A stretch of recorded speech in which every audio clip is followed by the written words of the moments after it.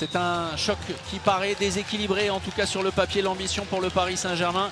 Après une qualification poussive face à Nantes au jet de 7 mètres, après une défaite face au Wisła Płock, de terminer ce cycle avec une victoire, repartir à la maison avant de penser au déplacement à Fédéricia en Ligue des Champions, avec l'ambition de recoller au classement à Nantes, victorieux hier en terre montpelliéraine pour les Dunkerquois, privés de 3 joueurs majeurs.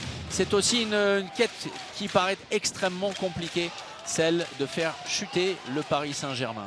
Avec ce premier ballon transmis à Kamil Sipchak par Elohim Prandi, auteur d'un premier but sensationnel vraiment face au Wisła Płock, le plus beau but de la semaine en Ligue des Champions. Steins qui tente de tourner, ballon récupéré par Tom Pelayo qui vit ici ces derniers mois, Florian Billan, et premier but inscrit par l'USDK. Nouvelle hésitation. Ça, ballon cette fois, rendu. il ne sera pas rendu. Et un ballon de 3-0 avec Gauthier Crépel, O'Brien Niateux qui jauge la situation. Pelayo, la fixation, le contre. Attention, oui. C'est avec le visage, ça va aller pour pleine tête. Prandi. Avec Ferran Solé jusqu'au bout. On va se pencher sur le cas Elohim Prandi après 3 minutes 40. L'ancien club de Frédéric Voll et Bernard Lachimi et Marc Villeberger. L'arrêt réalisé par Arbaoui et c'est un ballon de plus 4 entre les mains des Dunkerquois.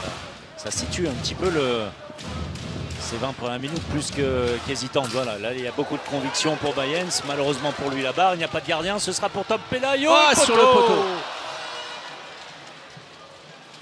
Malheureux là-dessus, Tom. Bon. Il a gagné le duel là-dessus. Kent Rubin Tennyson.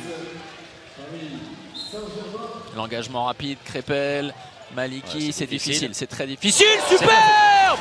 Oh, magnifique ce geste! On revoit ce Chabala, premier poteau. Superbe, vraiment. Magnifique. Dunkerque n'a qu'un but d'avance. Voilà la réalité et Arbaoui a fait un bon match. Donc Dunkerque aussi, et on le savait, de toute façon privé de 3 joueurs majeurs, ça c'est superbement bien renversé. Et Florian Billan, 5 minutes à jouer, plus 2. C'est bien ce que font les Dunkerquois, vraiment en alternant la recherche du jeu à l'intérieur, même si ce n'est pas encore très concluant en termes de ballons perdus. Ce sera l'occasion à la course. Gabin Martinez. Il est important, Gabin Martinez. Plus 3 à nouveau, puni les Parisiens par... Sous les yeux de Thierry Omeyer à ses côtés. Président de l'USDK, Jean-Pierre Vandal. On parlait du peu de rotation côté Paris. Il est évidemment là aussi famélique avec Maliki. On n'a pas vu Such, on a vu un peu Gabin Martinez. Mais sinon, c'est à peu près tout. Et parce que Franck Maurice doit faire avec les moyens du bord le coup d'envoi de la seconde période et l'opportunité pour Dunkerque de frapper un coup immense. Ce serait une sensation et ça ferait bien évidemment les affaires des Nantais qui sont supporters comme jamais de l'USDK après leur victoire d'hier contre Montpellier. Avec les mêmes hommes, Crépel, Niateux et Pelayo. Un intervalle externe, c'est bien l'arrêt de Yannick Green. La transition, ils ont eu peu d'opportunités de jeu rapide, les Parisiens.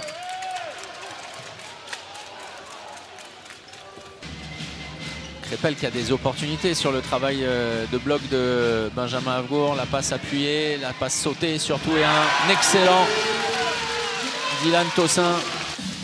Oui, bien ça, parce que ce leurre proposé par Sipchak et l'arrêt de Arbaoui pour permettre à l'USDK de rester en tête avec Crépel. La passe pour Billan, plus 2 à nouveau. Comme en première période. Avec Tom Pelayo, bien sûr. Bien sûr. Puisque vous posez le temps mort. Et le ballon gratté, récupéré pour Paris, oui, par Yaya Omar. Pas de gardien. Avec ce nouveau but et cette séquence. Elohim Prandi, buteur. 20-18, le plus gros écart. Niateux tenu, la fin de tir, c'est compliqué ce tir. Attention, il y a eu contact et il me semble la bien vidéo, que la vidéo, il faut faire utilisation de la vidéo.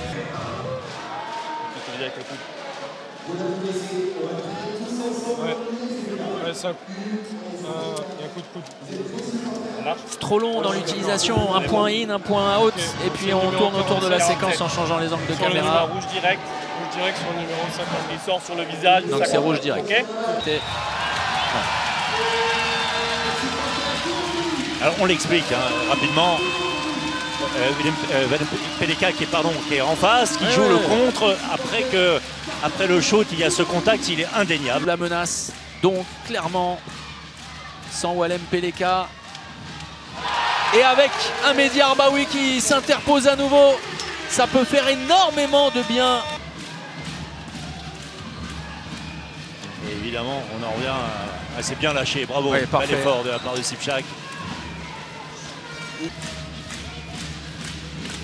Presque plus droit à l'erreur, les Dunkerquois, et c'est ce que fait parfaitement Crépel. La sortie de Staines, Niateux toujours puissant et finisseur.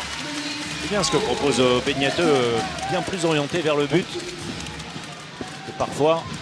Alors là, attention, la réponse de Nîmois au Nîmois. Mais de toute façon, François-Xavier, quand Brian Niateux est laissé tranquille par son physique parfois un peu en cristal, ça reste un merveilleux joueur, un vrai combattant, un super guerrier.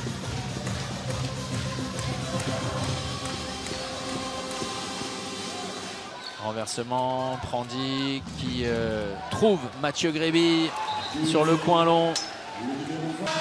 En quête d'accrocher le Paris Saint-Germain, la réalité d'une fin de match à suspense finalement. Qui l'eût cru avant le coup d'envoi de cette partie?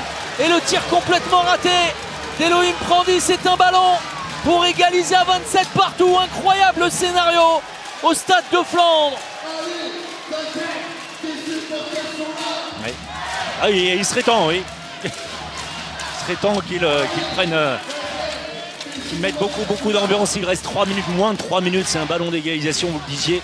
Il y a eu hésitation parce que le but parisien était vide, encore une fois, évidemment, parce que les Parisiens évoluent toujours à 7 contre 6. Oui, le vaut cher, ce ballon, la glissade de Crépel. Un Yaya Omar tout proche, au Brian Niateux. Crépel, le ballon derrière. Récupération en 2 temps avec Luc Staines. Et attention à la blessure pour Tom Pelayo à la lutte pour la récupération.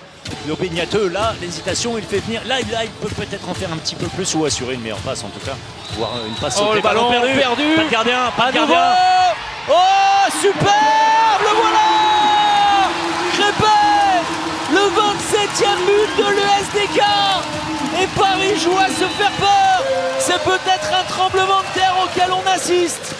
Si l'USDK, le dernier champion de France avant le Paris Saint-Germain, c'était en 2014 réussi à faire chuter Paris, ne serait-ce qu'à accrocher le PSG.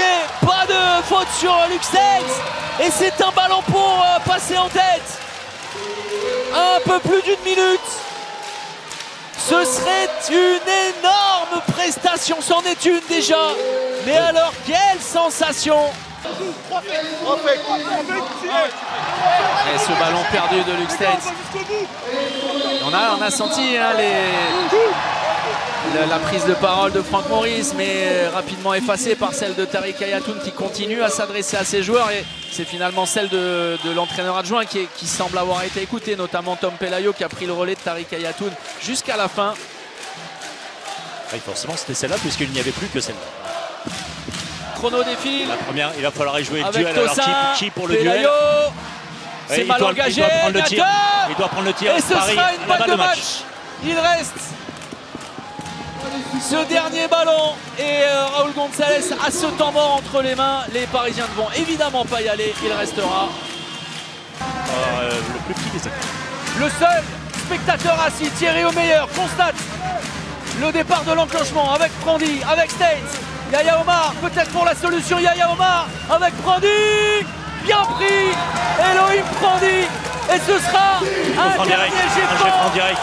Ce sera un dernier jet franc. Peut-être le jet franc du miracle. Oui, il y a un client sur le terrain. Il a le ballon dans la main. Il a déjà été capable de le faire, on se souvient, il y a un peu plus d'1 an. En demi-finale du championnat d'Europe, c'était face à la Suède. Il l'a déjà fait un peu partout sur les différents terrains du championnat de France. Elohim Prandi pour offrir la victoire au PSG. Le mur de Dunkerque dressé pour tenir Paris à hauteur. Et le dernier arrêt de Mehdi Arbaoui. Et voilà comment Dunkerque, même amoindri, même en difficulté en cette fin de match, réussit à accrocher le Paris Saint-Germain. Ce soir, après ce match de 27 partout, Nantes est seul leader du championnat de France.